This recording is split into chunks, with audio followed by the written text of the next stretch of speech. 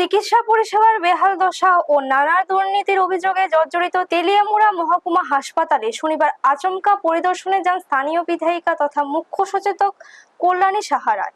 সেখানে গিয়ে হাসপাতালে চরম শৃঙ্খলহীনতা ও প্রশাসনিক ব্যর্থতার চিত্র সচক্ষে দেখেন তিনি।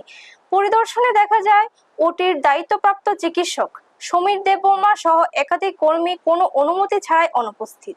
পাশাপাশি রোগী উন্নয়ন তহবিলের প্রায় 56 লক্ষ টাকা খরচ না হয়ে ফেরত যাওয়া এবং ওষুধ পাচারের মতো গুরুতর অনিয়মও সামনে আসে।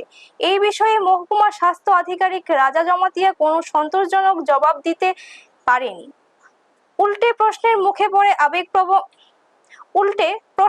পড়ে আবেগপ্রবণ হয়ে পড়েন। সংবাদ মাধ্যমের সামনে ক্ষোভ উগরে দিয়ে বিধায়িকা বলেন, হাসপাতালে কার্যত নৈরাজ্য চলছে।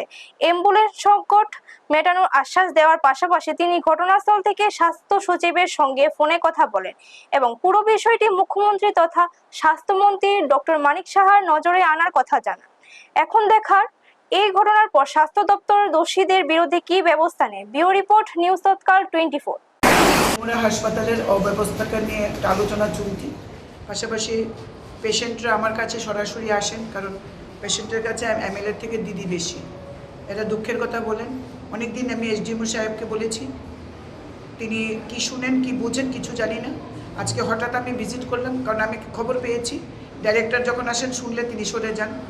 হাসপাতালের থেকে উনি না বলেন, আবার ছুটিতে থেকে তিনি ওপিডি করেন।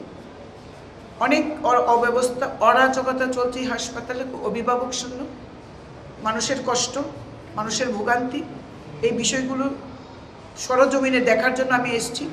এসে দেখি ডক্টর সমীর দেববর্মা অনুপস্থিত, without any application, without any notice. এখানে অনুপস্থিত যিনি আয়ুষ্মান ভারতের মেইন কাজ যিনি করেন তিনি অনুপস্থিত, কোনো ছুটির কোনো অ্যাপ্লিকেশন নেই, কিছু নেই। এরকমভাবে প্রত্যেকটি ব্যাপারে আমি এসডিএমওকে প্রশ্ন করায় তিনি কোনো সদুত্তর দিতে পারেননি এবং তিনি নিজেও আউটডোরে পেশেন্ট দেখার জন্য ব্যস্ত হয়ে থাকেন, অ্যাডমিনিস্ট্রেশন দেখেন না।